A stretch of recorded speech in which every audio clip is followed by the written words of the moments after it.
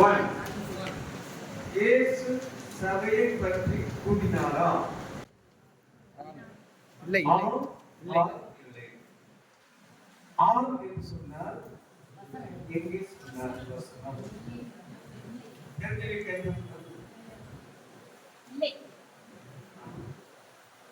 அடிப்படையே காணாமல் போகுது. மத்தேயு 16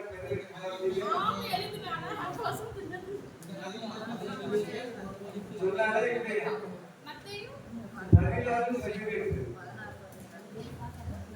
I will mind about this law. என் சபையை கண்டுவே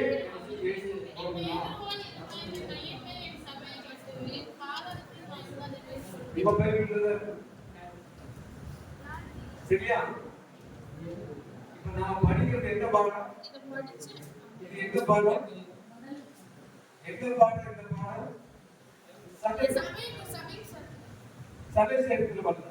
சபை சரித்திரம்ல என்னவோ பேரெல்லாம் சபை என்பது வேதத்திலே உள்ளது. ஓகே, மத்தேயு இதுதான் அடிப்படை. முதல் சபை பற்றி சொல்லும் போது அதான் சொல்லணும். அப்போ ஃபர்ஸ்ட் ஃபவுண்டேஷனே காரணம் என்ன? ஓகே ஓகே அப்ப சபை என்றால் என்ன? இரண்டாவது கேள்வி. அதிலே இன்று சபை இருக்கிறதா? முதல் கேள்வி, சபை என்றால் என்ன?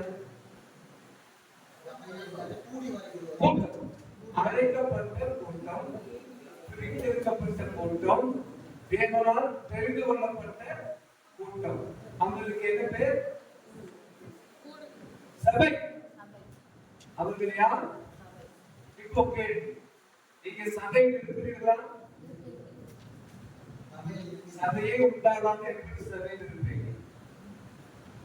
சரி, மூன்றாவது அதுவே சபை என்றால் உலகத்திலிருந்து பிரித்தெடுக்கப்பட்ட ஜனம். மூன்றாவது, தேவன் நம்மை எதற்காக அழைத்தார்? ஒன்று பேதுரு 3ஆம் அதிகாரம் வாசிக்குமா? என்ன வாசிக்கிறோம்? 9வது ஆசீர்வாதத்தை சுதந்திரித்துக் கொள்ளும்படியாக அழைக்கப்பட்டிருக்கிறோம். சபிக்கப்படவல்ல.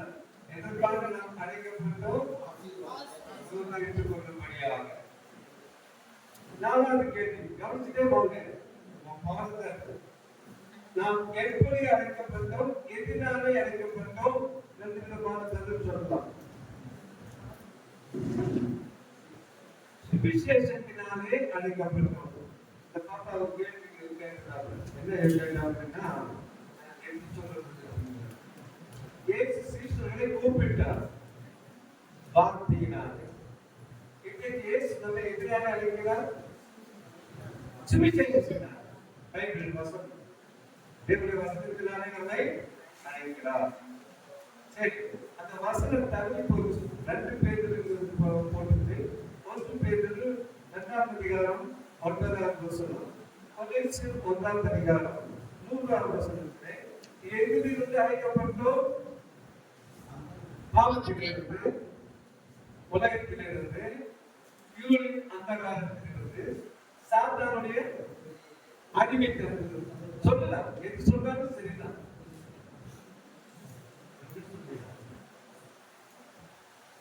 நான் பிரித்தெடுக்கப்படுகிறேன். எங்கிருந்து பிரித்தெடுக்கப்படுகிறேன்?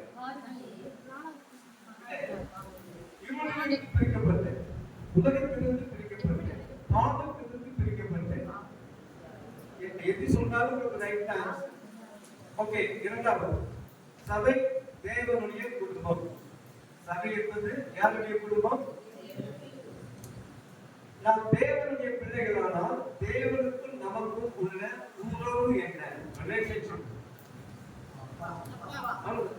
அப்பான்னு சொன்னாங்க, பிதான்னு சொன்னாலும் அப்பா பிதாவை என்று கூப்பிடுகிற புத்திர சுவிகாரத்தை ஆவியை நமக்கு தந்திருக்கிறார். அப்ப கடவுளை அல்லது தேவனை அப்பா என்று அழைக்கக்கூடிய, அப்ப நாம யாரா இருக்கணும்? அப்பா சொன்னா நம்ம யார்? சொல்லபடி கேட்டாலும் கிடையாது. சரியா? ஓகே, இரண்டாவது கேள்வி, நாம் எப்படி தேவ தேவனுடைய பிள்ளையாய் மாறுகிறோம். ஒரே வார்த்தையை சொல்ல பல வார்த்தைகள் சொல்லலாம். சுவிசேஷத்திற்கு கீழ்ப்படிவதன் மூலமாக, மறுபிறப்பு அடைவதன் மூலமாக, ஞானஸ்நானம் சொல்லலாம். நிறைய பாயிண்ட்.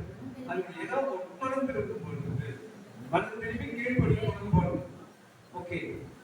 மூன்றாவது கேள்வி, சரி, மூன்றாவது கேள்வி, தேவன் நம்முடைய தகப்பனானா அவர் நமக்கு என்ன செய்கிறார்?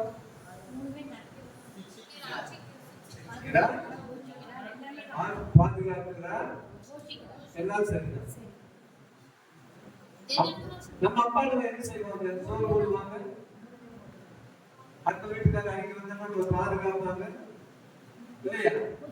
தப்பு பண்ணா தண்டிப்பாங்க. பூமியில தகப்பன் எப்படியோ அதே போல பரலோகத்தின் தகப்பன் சிரிக்கிறார், கண்டிக்கிறார், தண்டிக்கிறார், பாதுகாக்கிறார், சோறு போடுகிறார். போஷிக்கிறது என்ன அர்த்தம்? நாம் எல்லாவற்றுக்கும் எல்லாமாய் தாயாகவும் தந்தையாகவும் சகலவுமாய் இருக்கிறார். ஓகே. அடுத்தது நான்காவது, தேவனுடைய பிள்ளைகள் நாம் என்று சொன்னால் நம்முடைய ஆசீர்வாதம் என்ன? அவரோடு எப்பொழுதும் தங்குபடியாக நித்திய ஜீவன், பரலோக பிரவேசம் போன்றோம் என்று சொன்னால் சரி. அடுத்த கேள்வி 5, தேவனுடைய வார்த்தையை கீழ்ப்படிவதனாலே நமக்கு கிடைக்கும் நன்மைகள் என்ன? இப்போ ஒரு கேள்வி. உபாகமம் 28:1-14 அந்த கற்பனைகள் தேவன் யாருக்கு கொடுத்தார்? அது அந்த ஐயாவுடைய செக்கு எடுத்து நீ கையில வச்சுட்டு எடுத்து சொல்ல முடியுமா? நம்ம கிறிஸ்தவர் ஆவிக்குரிய சிலுவைகள். நாம் யார்? வாசி அப்போஸ்தலர் 11ஆம் அதிகாரம் 26ஆம் வசனம். அப்போஸ்தலர் 11ஆம் அதிகாரம் 26ஆம் வசனம். அவர்கள் ஒரு கர்த்தகாரனை சபையோடு கூடியிருந்து அநேக ஜனங்களுக்கு உபதேசம் பண்ணினார்கள். முதல் அந்தியோகியாவிலே தீர்க்கதரிசிகளுக்கு கிறிஸ்தவர்கள் என்கிற பெயர் வழங்கிற்று. என்ன பெயர் வழங்கிற்று?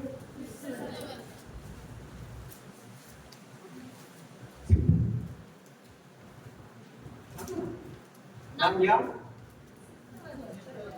செவன்தேவா அப்போ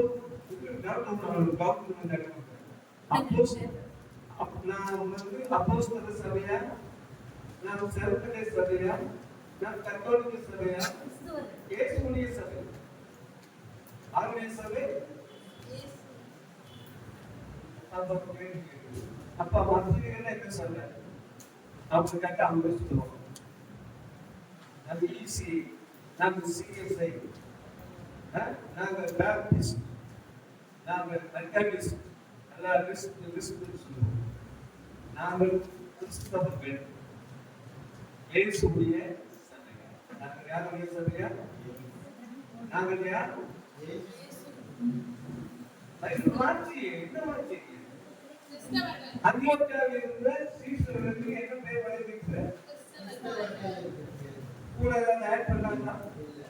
ஆட்கள் வந்து ஏதாவது ஆட் பண்ணா பிடிக்கலாமா?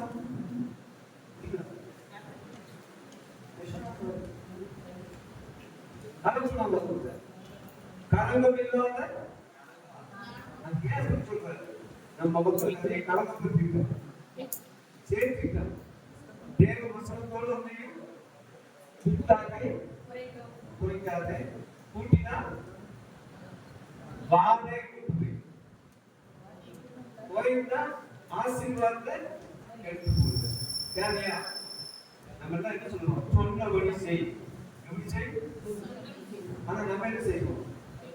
நம்ம சொன்னதையும் செய்யும், சொல்லாததையும் எல்லாம் எக்ஸ்ட்ரா பெட்டி போட்டு என்ன ஆகி போயிடும். அர்த்தமே என்ன ஆகிடும்? ஆகி போயிடும். சரி, இவைகளெல்லாம் தேவனுடைய பிள்ளைகளுக்கு கிடைக்கக்கூடிய ஆசீர்வாதம். நன்மை என்றால் ஆசீர்வாதம் என்ற விஷயம். என்ன அவர் ஆண்டவருக்கு பிள்ளை நித்திய ஜீவன் வா நன்மைகள் அந்த கீழே எல்லாம் வந்து நித்திய ஜீவன். எதுக்கு நம்ம கற்பனைய பிள்ளைகளா இருக்கிறோம்? இப்போ 28 யாருக்கு அந்த வாக்குத்தத்தம் கொடுக்கப்பட்டது?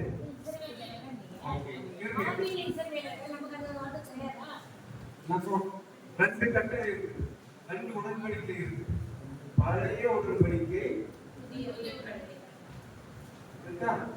பழைய உடன்படிக்கை, புதிய உடன்படிக்கை. பழைய ஒப்பந்தம், புதிய ஒப்பந்தம். நாம் பழைய ஒப்பந்தத்துக்குள்ளானவர்களா புதிய ஒப்பந்தத்துக்குள்ளானவர்களா? கிறிஸ்துவுக்குள்ளதான் கிருபை, கிறிஸ்துவுக்குள்ளதான் ஆவிக்குரிய ஆசீர்வாதங்கள், கிறிஸ்துவுக்குள்ளதான் பாவ மன்னிப்பு. இயேசு கிறிஸ்து ரத்தத்தினாலே நாம் தேவனுடைய பிள்ளைகளாக.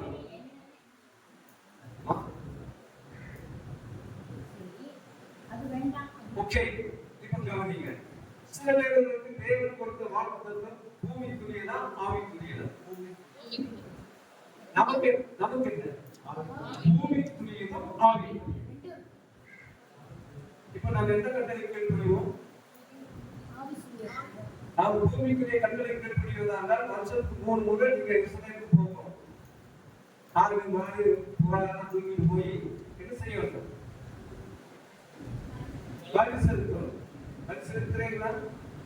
ஏன்? அப்ப அவங்க வெட்டினாங்க, ஆடு வெட்டினாங்க, மாடு வெட்டினாங்க, புறா வெட்டினாங்க. அப்ப முடிஞ்சா இல்லையா? நியாயப்பிரமாணமும் நியாயப்பிரமாணத்தை வாக்குத்தத்தங்களும் முடிந்ததா முடியலையா? மறுபடியும் அதை போய் ஏன் நம்புவாங்க? இந்த மாதிரி வயசாளிகள் சொல்லுவாங்க, அந்த வெள்ளக்காரன் அந்த காலத்துல எங்க வெள்ளக்காரன் அன்னைக்கெல்லாம் நம்ம அடிமையா தான் இருக்கும், இன்னைக்கு ஒரு அடிமையா தான் இருக்கும். அது வேற. நல்லா கவனிங்க. நான் விடுதலை பெற்றவர்கள் சில பேர் கண்களுக்கு தேவன் கானான் தேசத்தை கொடுத்தார், வாக்குத்தத்தம் பண்ணினார். அவர்கள் போனார்கள், கட்டாத வீடுகள், நட்டாத மரங்கள் எல்லாம் கழிச்சு முடிச்சு. நமக்கு என்ன தோட்டம் ஒரு பேர் சொன்னாரா? வீடு ஒரு பேர் சொன்னாரா? அழிவில்லாத வாழ்வு, நித்திய நித்தியமாய் இயேசு சொல்லிட்டு போனார். நான் மறுபடியும் வருவேன், மருத்துவரை கூட்டிட்டு போவங்கிறது எடுத்துக்கொண்டு வித்தியாசம். டெட் பாடி அந்த எடுத்துட்டு போகலாம், உயிரோடு செய்யலாம். நான் செய்து கூட்டிட்டு போகணும். நான் டெட் பாடியா போகும்போது ஜீவனோடு போகணும். உங்கள் கண்களுக்கு முன்பாக அப்போ சொன்னாங்க, உங்கள் கண்களுக்கு முன்பாக எப்படி எழுந்தருளி போனாரோ நான் மறுபடியும் வரும். யோவான் 14 நான் போய் உங்களுக்கு ஸ்தலத்தை ஆயத்தம் பண்ணுகிறேன் என்று நான் திரும்பி வந்து உங்களை என்ன செய்வேன்? கூட்டிட்டு போவேன்.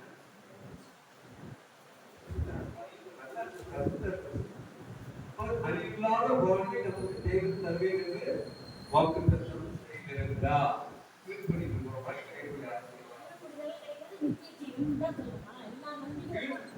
தான் நித்திய ஜீவன். பரிசு இருந்தாங்க பாஸ் என்று எழுத்து.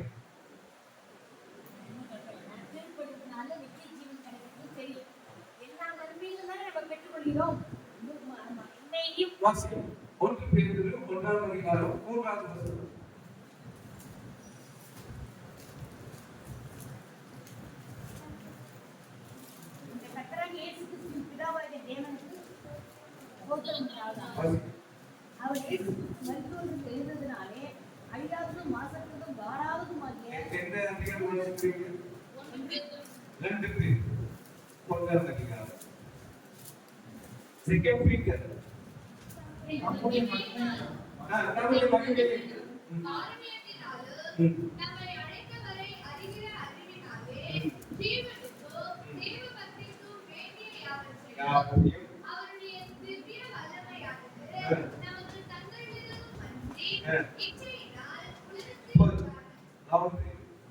இந்த உலக ஆசீர்வாதத்தை கொடுக்கிறார், மகிமையின் ஆசீர்வாதம். சிங்கக்குட்டிகள் காட்சியாக இருக்கிறதும் கேட்கிறதுக்கும் இங்கே இருக்க மாட்டார் இல்லையா? நித்திய ஜீவன் இருமையிலும் எல்லா ஆசீர்வாதங்களும். இந்த இன்மையிலே பாடுகள் உண்டு, உபத்திரவம் உண்டு, போராட்டம் உண்டு. கிறிஸ்துவுக்காக எல்லாவற்றையும் பொறுமையாக சகித்தால் மகிமையிலே ஆனா பூமிக்கு ஆசீர்வாதம் தேவன் கொடுத்திருக்கிறார். நமக்கு ஒரு வேலையை கொடுத்திருக்கிறார், குடும்பத்தை கொடுத்திருக்கிறார், பிள்ளைகளை கொடுத்திருக்கிறார், அன்றாட உணவு கொடுத்திருக்கிறார். ஆனால் அதை காட்டிலும் மேலாக ஓகே சீக்கிரம் போகலாமா? மூணாவது கேள்வி, தேவனுடைய ராஜ்யம். தேவனுடைய ராஜ்யம் என்றால் என்ன? தேவனுடைய ராஜ்யம் என்றால் என்ன? தேவனுடைய ராஜ்யம் என்றால் என்ன? ராஜ்யம் என்றால் என்ன? அப்ப நாம் மறுபடியும் ஒன்றாம் கிளாஸ் போவோம். முதல்ல ராஜ்யம் என்றால் என்ன?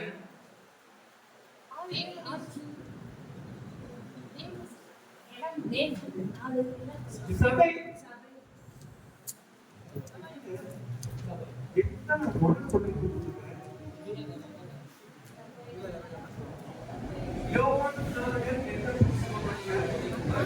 பின்னால இருப்பாங்க. யோவான் சாணகரும் இயேசுவும் அந்த அப்போஸ்தலர்களும் என்ன பிரசங்கம் பண்ணினார்கள்?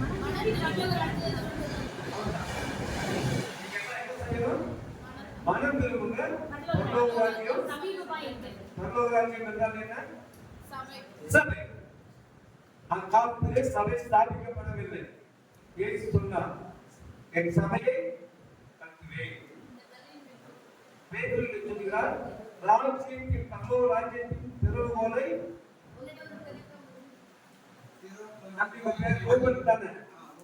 எங்கிட்ட ஒரு வீட்டு சாவி இருக்குது. அந்த சாவியை அவங்க கையில கொடுக்குறேன்னு என்ன அர்த்தம்? அந்த வீடு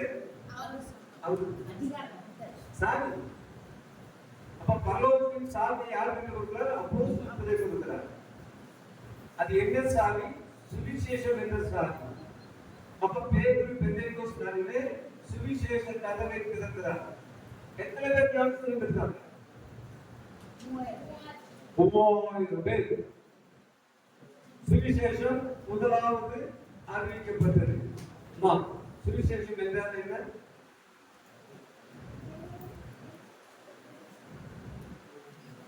கேட்டது மட்டும் சுவிசேஷம் என்றால் நீங்க சொல்லுங்க. கவிதா காவியம் சுவிசேஷம் என்றால் என்ன?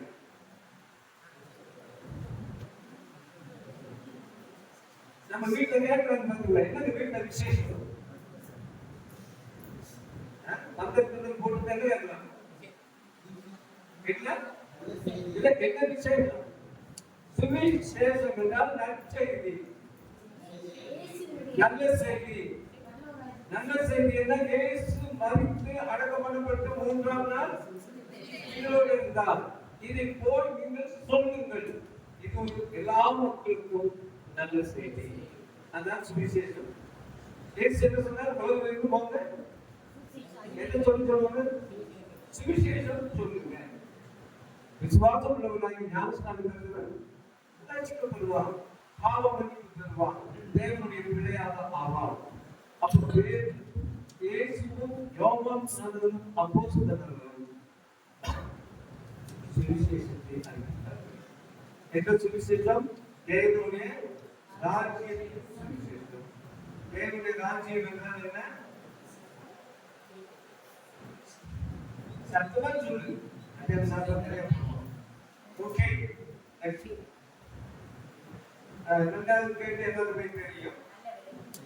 இதை அப்போஸ்தலர்களுக்கு எதிர்மேலே அதிகாரம். நீ பூமியிலே எதை கட்டுகிறாயோ பரலோகத்திலே கட்டப்படும். பூமியிலே எதை எடுக்கிறாயோ அங்கு ஜீவன். அப்போ அப்போஸ்தலர்கள் அதிகாரம் உடையவர்களாக இருந்தார்கள். அப்போஸ்தலர்கள் மரித்தோரை உயிரோடு எழுப்பினார்கள். அப்போஸ்தலர்கள் உலகமெங்கும் ஒரு சுவிசேஷத்தை அறிவித்தார்கள். அப்போஸ்தலர்கள் வேதத்தை பரிசுத்த ஆவியினாலே ஏவப்பட்டு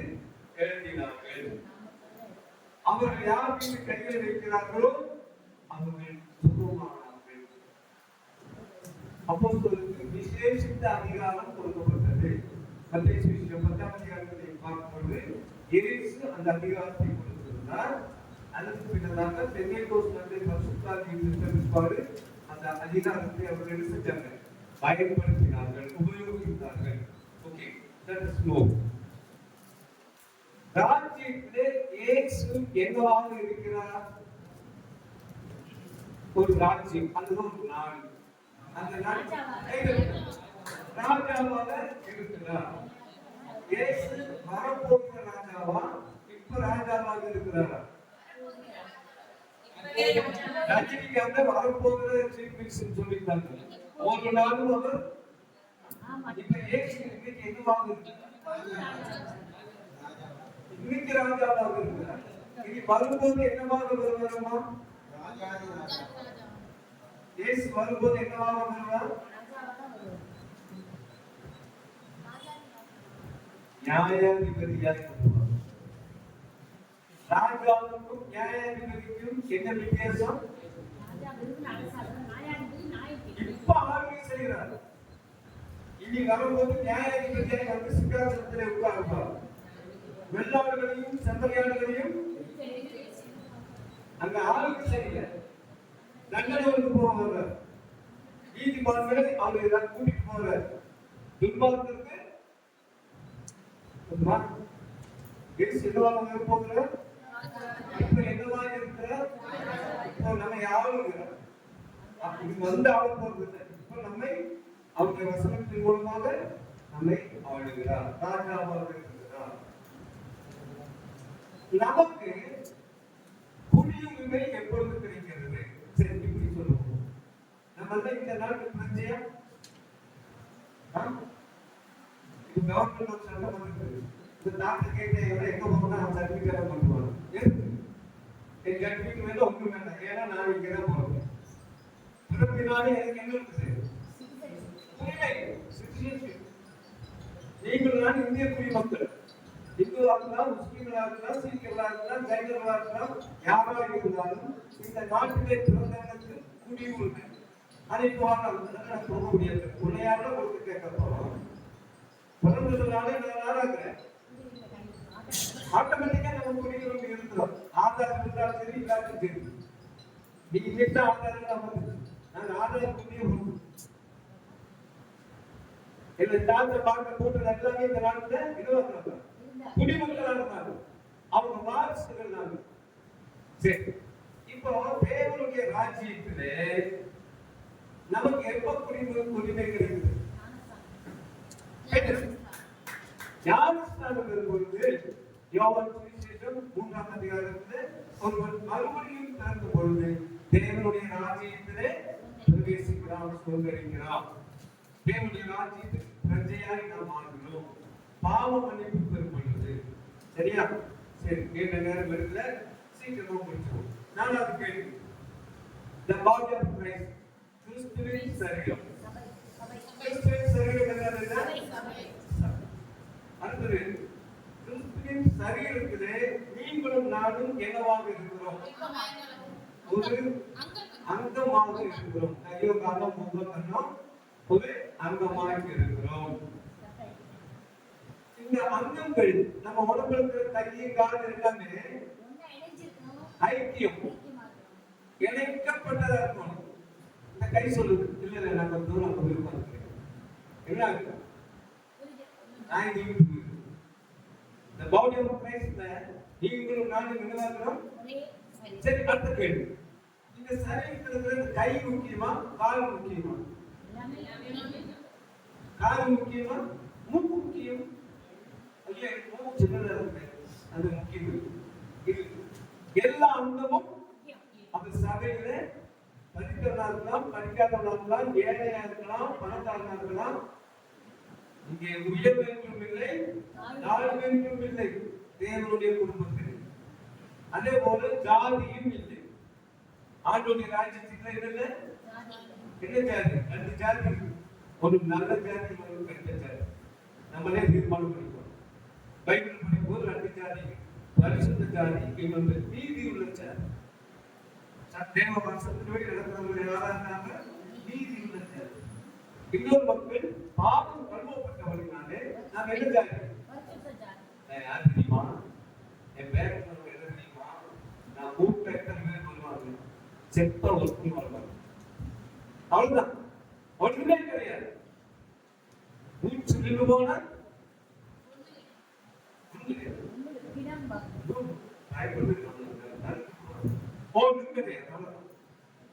புரிஞ்சு போச்சு.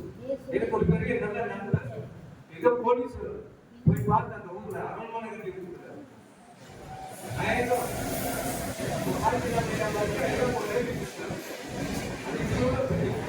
அரண்மனை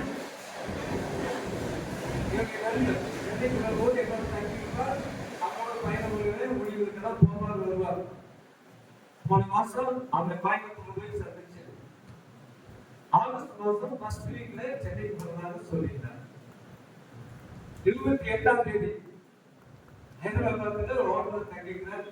சிப் போன எல்லாரும் போன் போடுறாங்க. உங்களுக்கு என்ன செய்ய முடியாது? ஏன் 2 நாள் பாடி வந்தது. அதுக்கு பின்னால போலீஸ் போய் கதவை திறந்து பார்த்தா 2 days ஆயிடுச்சு. கோடியா சம்பாதிச்சு என்ன ஆகுது? அது எனக்கு அனாத பிணமா போனாரு. என்ன பிணமா போனாரு? அப்ப நீ சேர்த்து வச்ச செல்வங்கள் எல்லாம் எங்க? வீணா இல்லை, எங்க? ஆனா காப்பாற்ற முடியல. கடைசி என்ன சொல்லி போனாரு தெரியல. நான் இப்ப போனவர் முழுவதும் அங்க பயணம் செய்து மகாராஷ்டிரா பக்கத்துல ஹைதராபாத் போய் அந்த போய் எல்லாம் சுத்திட்டு கேட்டு செவ்வாய்க்கிழமை சென்னைக்கு வந்தேன். செவ்வாய்க்கிழமை வந்தவங்க புதன்கிழமை சொல்றாங்க மத்தியானம் போகணும். நீங்க கோயம்புத்தூர் வியாழக்கிழமை போயிட்டு மத்தியானம் சுவாசத்துக்கு மாவட்டம் ஜாட்டம் பேச்சு நான் யார் இருக்கிறது எல்லாம் மூச்சு கிட்ட போல எல்லாமே அதான் உலகம் முழுவதையும் ஆதாயப்படுத்தினாலும் ஜீவனை லாபம். ஜீவனத்திலோட ஆண்டுடைய வார்த்தை சொல்லிட்டு இருக்கிறது. இந்த ஜீவன் போனா ஐயா வாங்க வாங்க போன் பண்ண கூட போனே இருக்க மாட்டாங்க. ஏன்னா நான் போயிருக்கல. ஓகே, அப்போ அங்கம் எப்படி இருக்க வேண்டும்? ஐக்கியமா இருக்க வேண்டும். சரி, கிறிஸ்துவின் சரீரத்திலே இருக்கக்கூடியவர்கள் யார்? பாவ மன்னிப்பு பெற்றவர்கள். ஒரு சபையிலே அங்கமாக இருக்கக்கூடிய மக்கள் யார்? அவர்கள் என்ன பெற்றவர்கள்? பாவ மன்னிப்பு பெற்றவர்கள். எப்பொழுது நாம் பாவ மன்னிப்பு பெறுகிறோம்? கைதட்டு, உடனே தட்டு. நாங்கள் பெறுவதற்குடைய பாவங்கள் கழுவப்படுகிறது. ஓகே, அடுத்த கேள்வி. ரட்சிக்கப்பட்டவர்களை சபையிலே ரட்சிக்கப்பட்டவர்கள் மட்டும்தான் சபையிலே இருக்கிறார்கள்.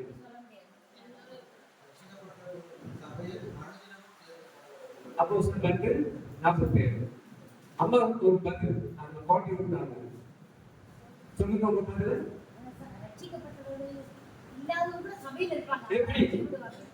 இந்த உணவு கிறிஸ்துவின் சரீரம். இந்த சரீரத்தில் இருக்கக்கூடியவர்கள் ரட்சிக்கப்பட்டதா ரட்சிக்கப்படாதா?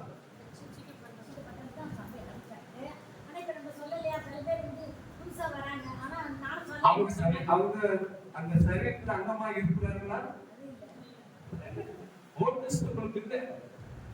ஆதார் கார்டு உங்களுக்கு இல்ல, அது வாங்கினா நீங்க அந்த குடியுரிமையை பெற்றுக்கொள்ள முடியும் இல்லையா? இப்போ சபைக்கு வரலாம், போகலாம், சுவிசேஷம் கேட்கலாம். பாவ மன்னிப்பு பெற்றவர்களை கர்த்தர் அனுதினமும் சபையிலே சேர்க்கிறார். அப்பா அப்பாயின்மெண்ட் யார் கொடுக்கிறார்? சரி, தப்பிச்சுக்கணும். ஐயா உங்களுக்கு சொல்றாரு. 5வது கேள்வி வேத வாக்கியம். இதுதான் முதல் பாடம். அது கடைசி வந்தது. வேத வாக்கியம் என்பது தேவனுடைய வார்த்தை அல்லது வசனம். ஆமா இல்லை? சரி, தவறா? வேதாந்தத்தின் 3 காலங்கள்.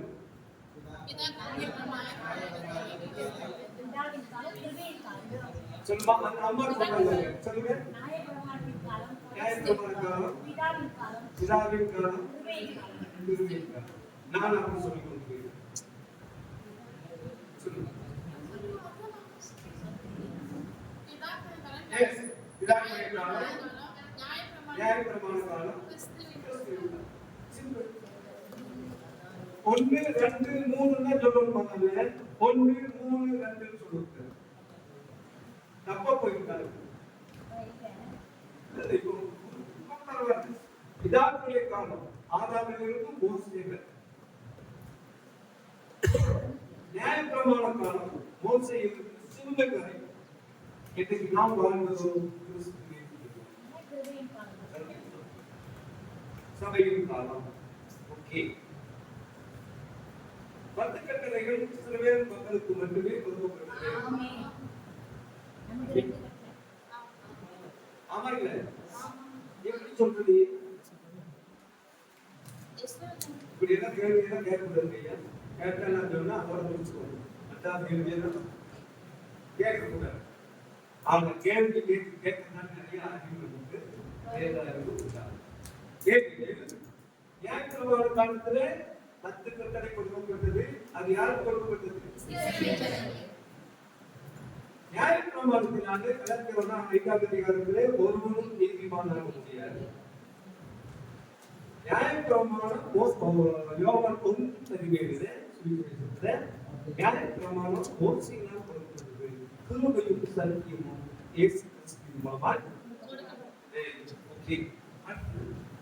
4ஆவது கேள்வியா, புதிய ஏற்பாட்டின் கட்டளைகள் எல்லா மக்களுக்கும் கொடுக்கப்பட்டதா? ஆகும். சர்வ சிருஷ்டிக்கும் கீழ்ப்படிதான் கீழ்ப்படியாதான் அவருடைய விருப்பம் ஏற்றுக்கொள்வது. ஆனா இந்த வார்த்தை யாருக்கு? எல்லா ஜனத்துக்கும் சந்தோஷம் உண்டாகும் நற்செய்தி உங்களுக்கு யார் சொன்னார்? புத்தி மதிப்புல எல்லாம் சொல்லக்கூடாது. தேவ தூதர்கள் சொன்னாங்க. லூக்கா சுவிசேஷத்துல யார் சொன்னாங்க? இயேசு தந்த பொழுது எல்லாருக்கும், இந்த மதம் அந்த மதம் எல்லாம் கிடையாது. இயேசு எல்லாருக்கும் யாரெல்லாம் அவருடைய வார்த்தைக்கு கீழ்ப்படுகிறார்களோ அவர்களெல்லாம் அவருடைய ராஜ்யமாக சபையிலே இருக்கிறார்கள். சரி, அடுத்த கேள்வி, கிறிஸ்தவனாக என்ன செய்ய வேண்டும்? நான் ஒரு கிறிஸ்தவனாக என்ன செய்ய வேண்டும்? அரசியாக போதும்,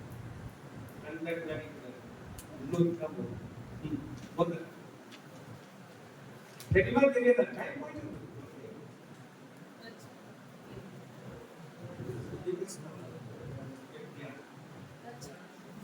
யார் வாய் தரம் எத்தனை மனுஷங்க படிச்சிருங்க சொல்றேன். நான் திடீர்னு 12th படிச்சிருக்கேன். நீங்க நம்ப வைக்கலாம், நான் திடீர்னு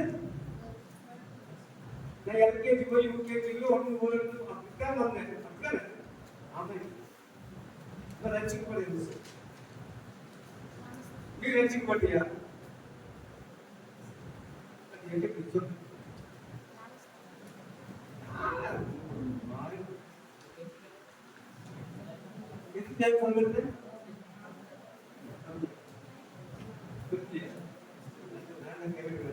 சரி, தேவனுடைய வசனத்தை கேட்க வேண்டும்.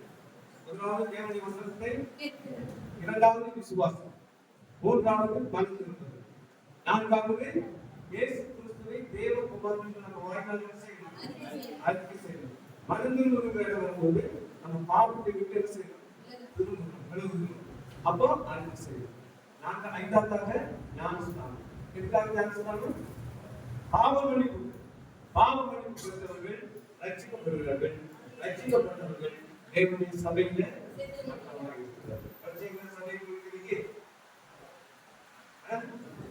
நோட்ஸ் கொடுத்தாரு. கேட்க பதில் சொல்லலாம். சபை உங்க கேட்கலாம்.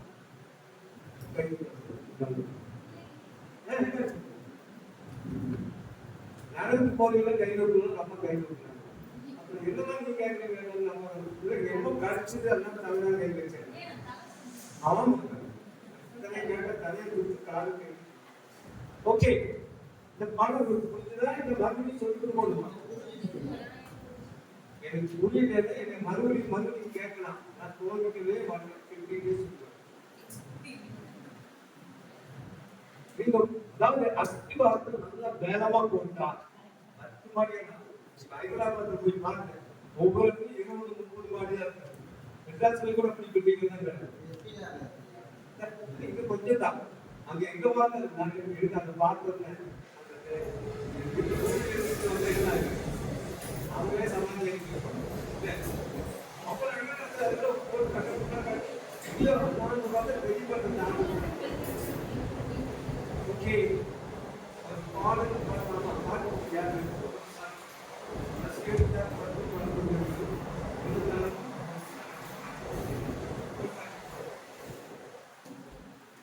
அப்ப என்ன யோசிக்கிறேன், எங்க புத்தகம் கொஞ்சம் தெரியும்.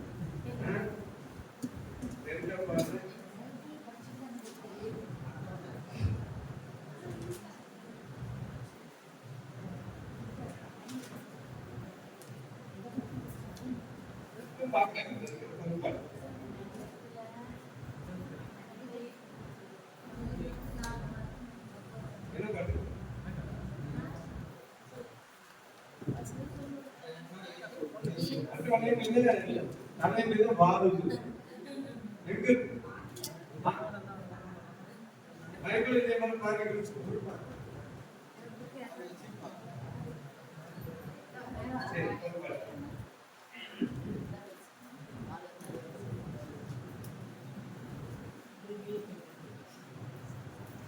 ஆதிக்கதத்தி கோமதடி மைதானே ஆத்தனை பேரி அங்கமடிதே அத்தனை செய்த நன்மைகளே வித்தரத்திற்கான நாளினிக்கே அத்தனை செய்த நன்மைகளே வித்தரத்திற்கான நாளினிக்கே அவங்களை பாராட்டி பற்றி கொண்டீரே அவங்களை நீக்கி சுத்த உள்ள தந்தீரே அவங்களை பாராட்டி பற்றி கொண்டீரே அவங்களை நீக்கி சுத்த உள்ள தந்தீரே சத்தியத்தின் சந்தோஷத்தை கொள்ள தந்தீரே